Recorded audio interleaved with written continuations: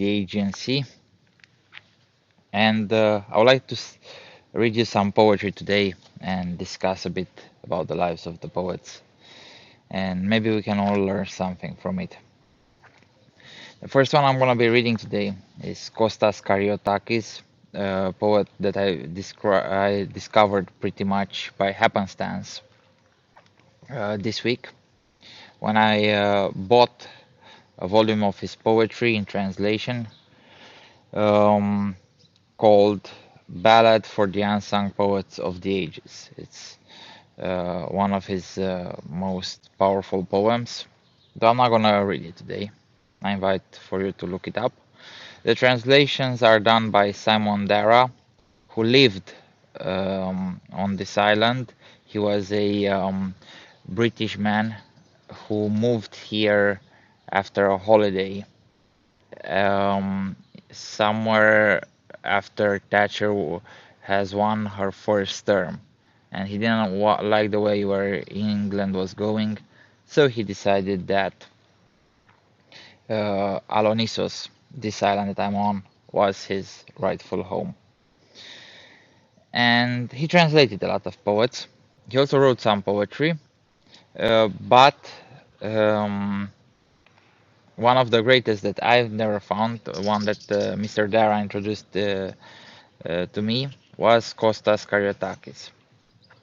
Uh, a few words about his life, about his short life, um, is that he lived in the very first quarter of the last century. He was born in 1896 and died in 1928. And he graduated from the Athens School of Law. Although he didn't work as a lawyer, he worked as a civil servant, as his father before him.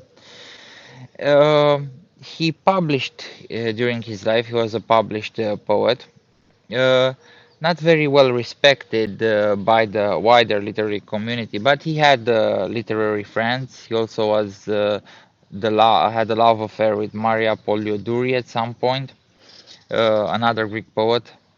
Um, Interesting character, Maria Poliodouri, and I invite you all to research on her. Um, a very, very wild one. And Kostas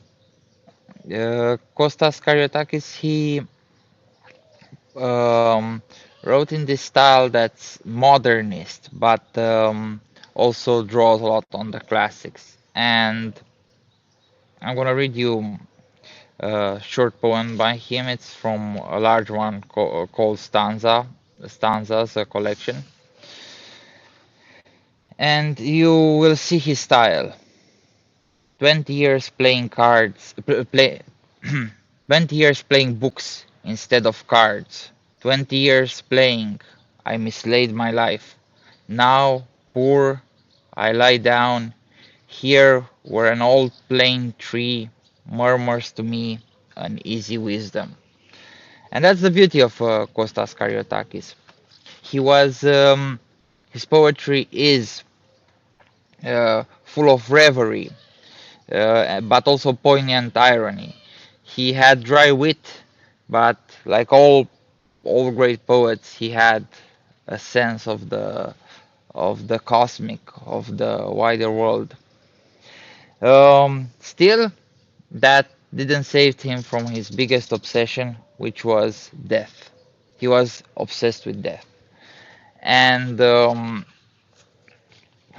he ended his life on his own terms at 32 years of age, my age right now. I think that's why I resonated with him. Um, by trying to drown in the Aegean Sea behind me. He tried to drown himself for 10 hours one night and he failed. So he shot himself through the heart around this time at 6 a.m.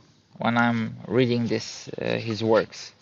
And I'm gonna read you the last poem he wrote, and then I'm gonna read you the last letter he wrote. Let me just find it here.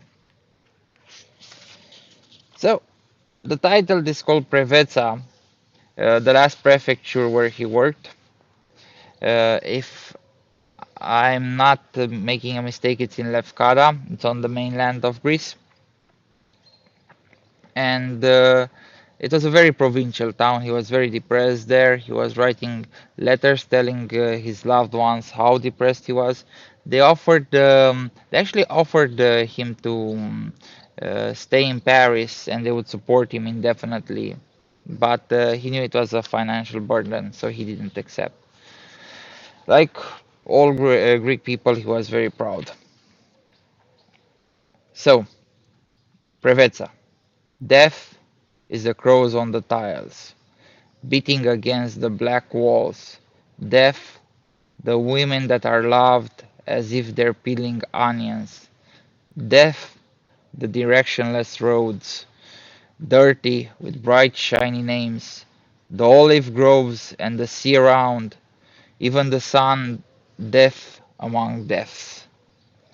Deaf, the policeman rapping to check the grocer's short measure.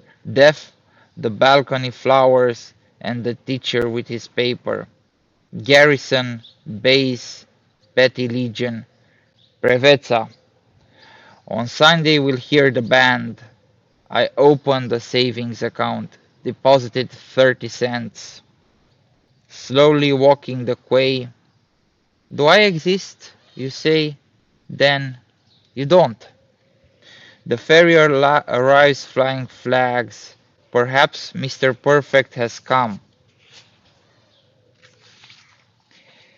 If at least among all these people just one were to die of disgust, silently, sad, with respect, we would rejoice at his grave. Very, very Suranian, in the style of Emile Cioran, um, who actually had a very interesting thing to say about suicide. He said, when you try to commit suicide, it's already too late. Um, but he was also like a lot of depressed people that I know. He was a very funny guy, very funny guy. You can see here how he's making fun at existence itself. I really like how he called sun deaf among deaths, because if you look at the sun, it's the life giver, but it's also like the world will die if we don't bomb it out. It will die. The earth will die, getting burned out by the sun. So in a way, it's the our life giver, but also our ultimate death giver. Like we might escape ecological disaster, but we will not escape the death of the sun, the death brought on by the sun. Now, let me read you his suicide letter because it's very interesting. In a sense, it's a poetical testament. So, it was written on the 21st of July, 1928. So, that's close to exactly, uh, sorry, so it's 21st of July 1928. So, it's close to 98 years from this day. Today is Saturday, July the 11th. So, basically 10 days from now. We'll probably hear the same seagulls and the same cicadas when he uh, shot himself under, I think it was an olive tree, but I'll need to double check. It's time to reveal my tragedy. My greatest fault was always my unbridled curiosity, my morbid fantasy, my attempt to investigate all the emotions without being able to feel most of them. I hate the vulgar deed that has been attributed to me. I thought I thought only its ideal atmosphere, its ultimate bitterness. Nor am I the appropriate person for that profession. All my past is evidence of that. All possible eventualities were repulsive to me. I felt the dizziness of danger, and when that danger came, I accepted it with an eager heart. I pray for those who, like me, nothing ideal in their lives, who were once always prey to doubts and consider their existence an empty game. As the ages pass, I see more and more such coming. To these I appeal. Yet I tasted all the joys, three exclamation marks, not one, both in the original Greek and in the translation. I'm ready now for a dishonorable death. I'm sorry for my unfortunate parents. I'm sorry for my brother and sister, but I live with my health held high. I was sick. Please send a telegram to my uncle Demosthenes Karyotakis, Monis Promodrou Street of Aristotelus Street, Athens, asking to break the news to my family. KGK, how he signed himself. And the PS is very funny. Probably written after his failed attempt. PS. And to change the tone, I advise those who know how to swim never to employ the sea as a means of suicide. All last night, for 10 hours, I was beaten by the waves. I swallowed copious amounts of water, but without my knowing how, every so often my body came back up to the surface. Sometime when I get the chance, I shall write the impressions of someone drowning. Yeah, he went out of life with a joke. Now, coming back to his poetry. Um, uh, he was as I said, he was a pretty sarcastic writer, but I really like how he had this sense of nostalgia, and he said that he wanted to taste everything, all the bitterness, all the he was had a morbid curiosity, and when he says I was sick. Uh, People were inclined to think about his syphilis. He was diagnosed with syphilis, but there's also evidence of drug addiction. But we will never know. We'll never know exactly, um, because in a sense, life, and we'll see this later with the next poet I'm going to read. Life is a material for poetry. Um, and when we look at the poetry and try to analyze the life of the author, we end up looking at the material instead of looking at the ultimate product. And let's read another poem here. It's called Only. In Greek, it's titled Mono, which is very, very beautiful. Ah, everything had come as it came, that the hopes and the roses fall, the boats leave me, the years that they leave go out. Thus, as we used to go our ways in the evenings, so many friends would be forever lost. The land where I grew up, a child, would be left some twilight.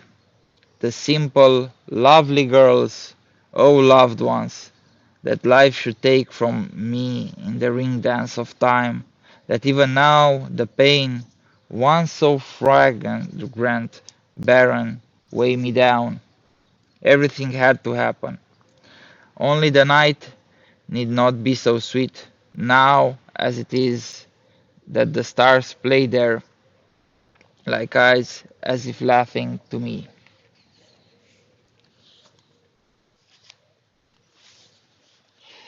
Very, very nostalgic, and the word choice is exquisite. I really love the image of the ring dance of time, and that's something that's very popular in the Balkans. It's when people interlock their hands and dance in a ring or a circle, whatever you want to call it. In Romanian, we call them hora. I don't know the Greek name of it.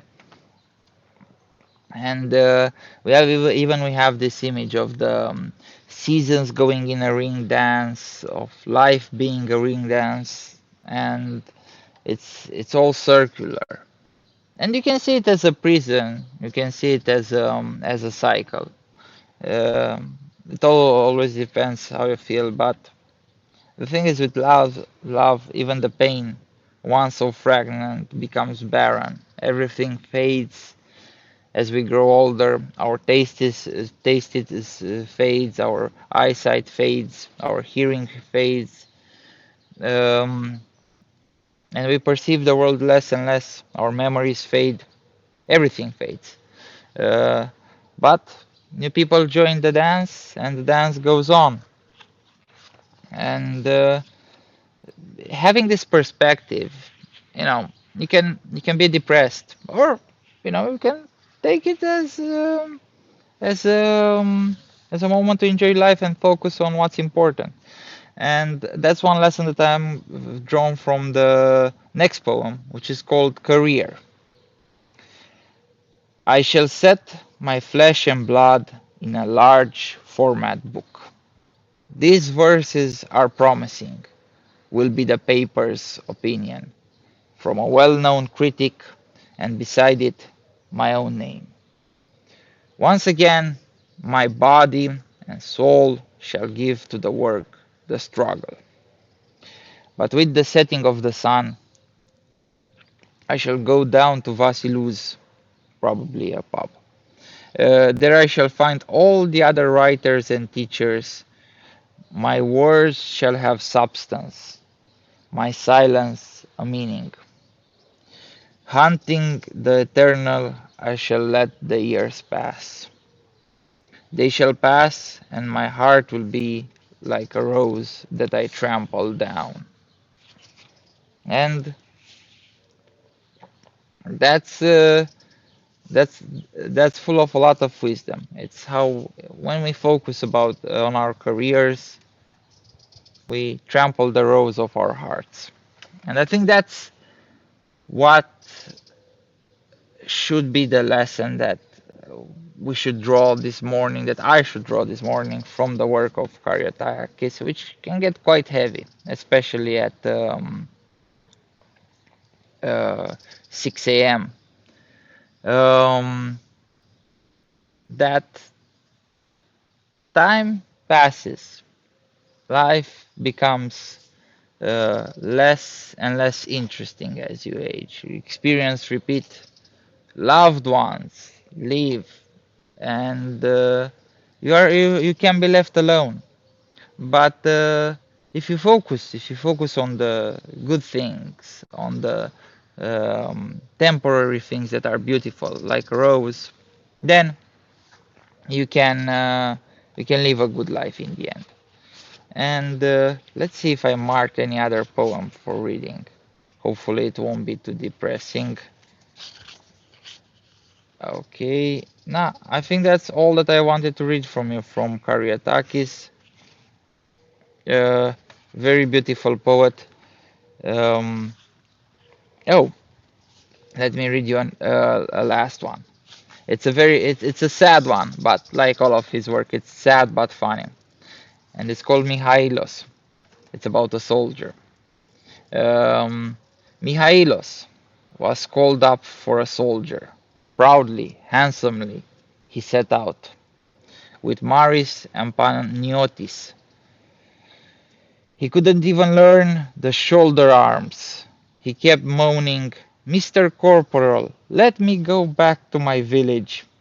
Next year, in hospital, speechless, he gazed at the sky, stuck on one spot, his gaze gentle and nostalgic, as if he were saying, begging, let me go home. And Mihailos died a soldier. Some recruits saw him off, among them Maris and Panayotis. The grave closed over him, but they left one foot sticking out.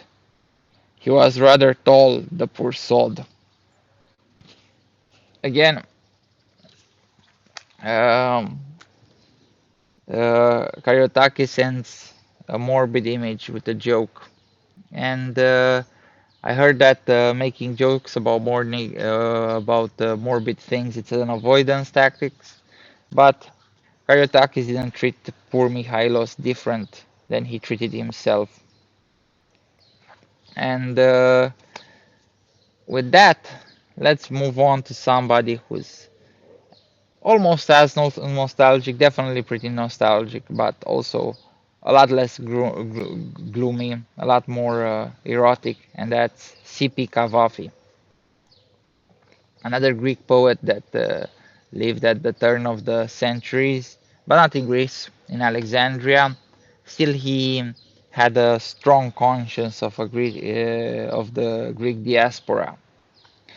He was born in 1863 in Alexandria, the son of merchants, and he died a retired civil servant in 1933.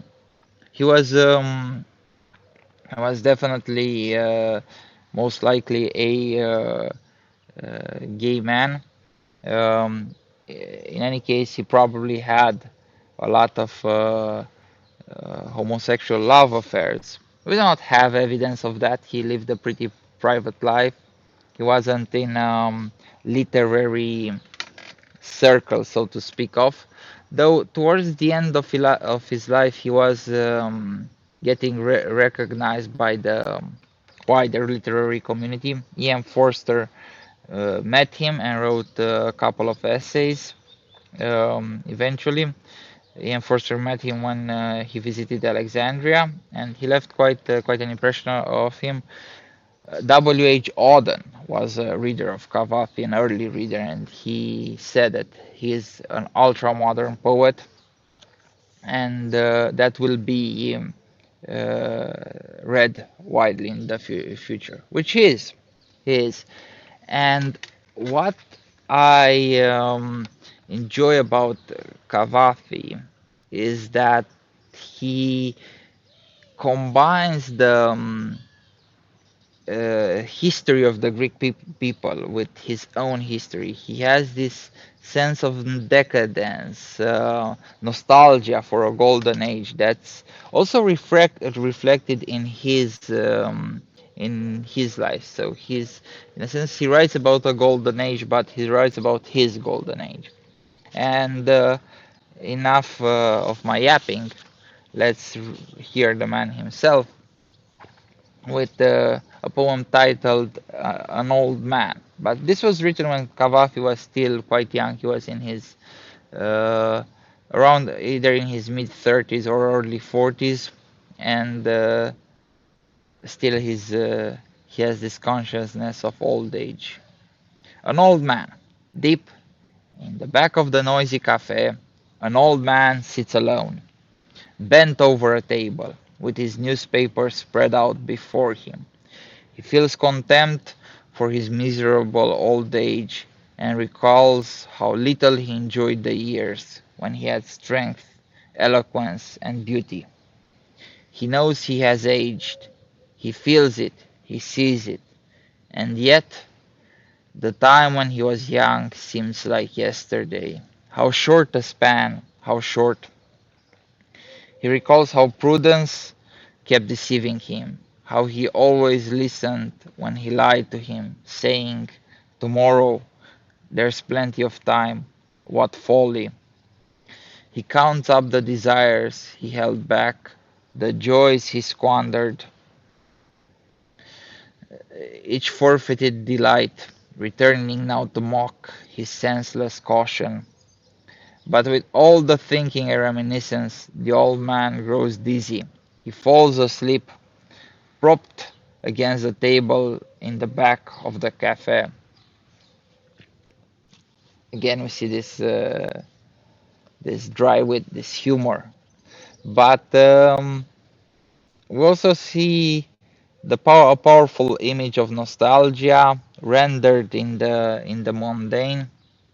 This was probably Cavafy seeing himself grow old, but never got the chance to grow too old. He died when he was 70, very close to or exactly on his 70th birthday. Uh, he lived most of his life with his family. He started living alone when he was in his mid 40s. He loved Alexandria, and he said, "Why would I want to leave Alexandria? Downstairs there's a brothel. A bit further up there's the hospital. So a bit up, up up the street there's the church where our sins are forgiven, and later and even further up that hill is the hospital where we go to die." Funny guy. He also, another note that I have to make about his art is that he had a conscience that he will be remembered. He didn't publish widely, he wasn't very active or very well known when he died, but he collected his works and he separated them between what's completed, what type of poem this and that is, and he gave, in a sense, he gave instructions for the critics, for the researchers of his work, uh, later researchers, and that's a conscience of greatness. He had a good job. He was a civil servant, although he had to renew it every year because he was Greek, and due to the political environment, he was never awarded a permanent post. But if he renewed it every year, that means he was doing a good job. So we can assume he was moderately happy, or that he wasn't that unhappy with his life as a civil worker. He tried his hand at business. He studied business. His parents, as I said, were merchants, but he wasn't very good at it. Um, but that those are just things we can glean off. Uh, Again, we don't know how what kind of life he lived, but we know the kind of poetry he wrote and the kind of life he left behind in his poetry. And this next poem is called "I Left." I left. I allowed no restraint. I gave in completely and left. I ran toward pleasure, pleasures that were half real and half spun by my own mind. I ran in the radiant night and drank down strong wines, the kind that champions of pleasures drink.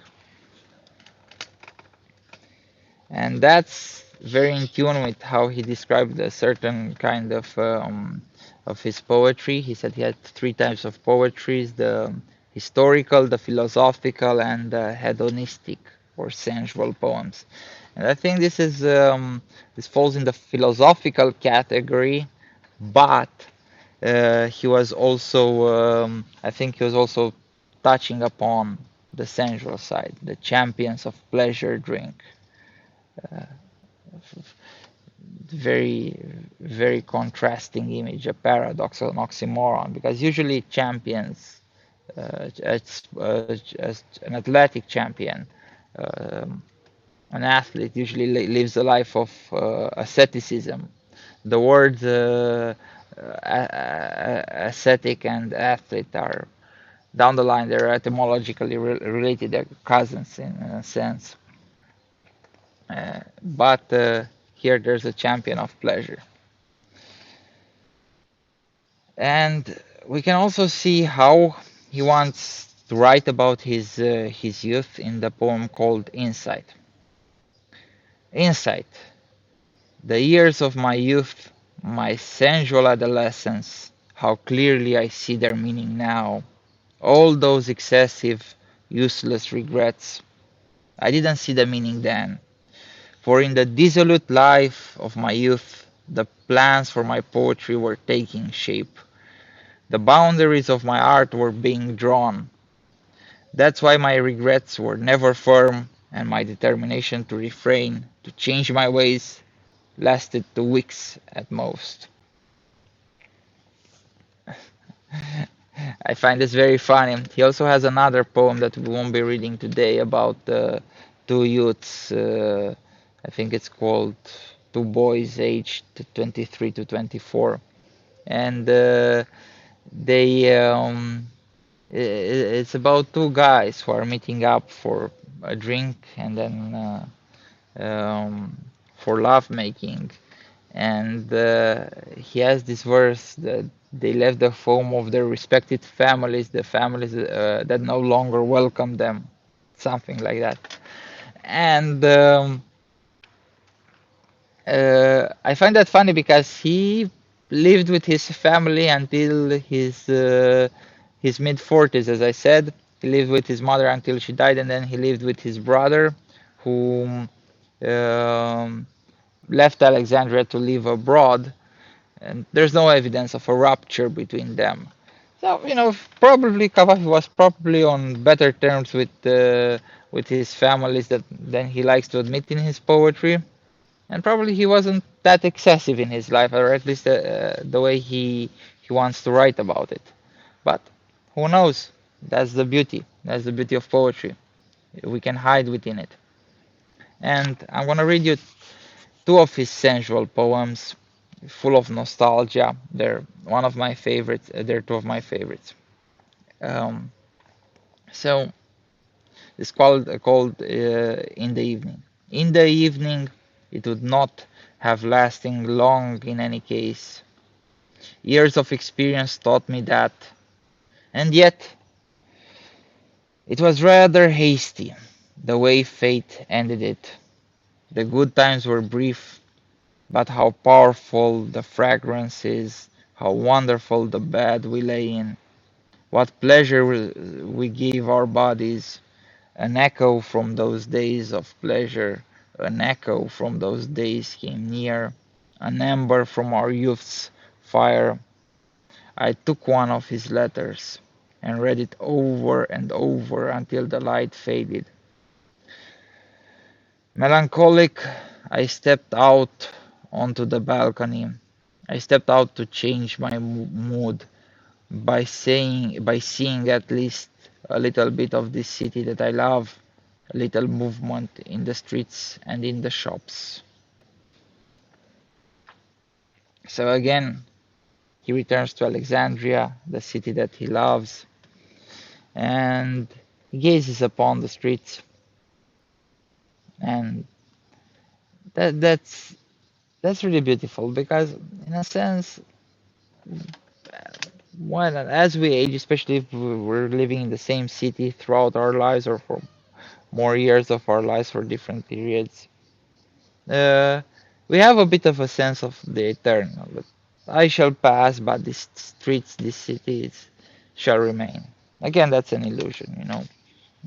Uh, a nuclear bomb can fall on Bucharest tomorrow, and my city is gone like it never was. But you know, I can lie to myself, and I think that's what keeps us alive: the ability to lie to ourselves,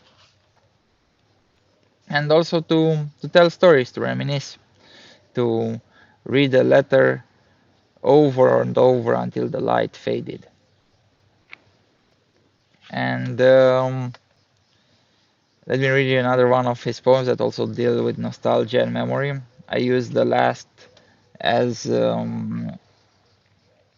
as the motto to the latest piece that I published at the time of this recording. Uh, it's called Aegean Reflection. That's the English title. Uh, and Aegean Skepsis is the Greek title. It's written in ancient Greek, the original title. But I advise you read it. It's quite short. But now let's read Cavafy. So the title is Gray. Gray, gazing upon a half-gray opal, I suddenly recalled two beautiful gray eyes I'd once seen. It must have been 20 years ago. We were lovers for a month, then he left to Smyrna, I think, looking for work, and we never saw each other again. Their beauty must have dimmed by now. If he's even alive, those gray eyes, that beautiful face has surely gone to ruin. Memory, keep those eyes just as they were, and memory, whatever you can salvage of that passion of mine, whatever you can bring back to me tonight. Yeah, that's beautiful. He was. This one is written in towards the later period of his life, between 1916 and 1918. So he was already well into middle aged, seeing the next and final third of his life, um, gazing over the hill, as they say. And this poem reminded me of an anecdote from Romanian literary history. It's about Mircea Eliade, the historian of religion, and he had a very intense love affair with um,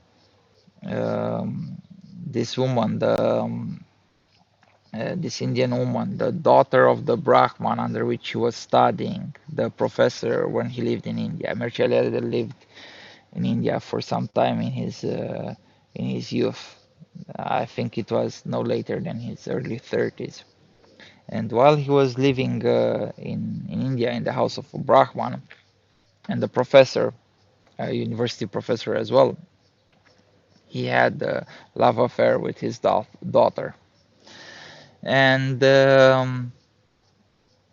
obviously it ended badly. He went back to Romania and then he moved to Chicago.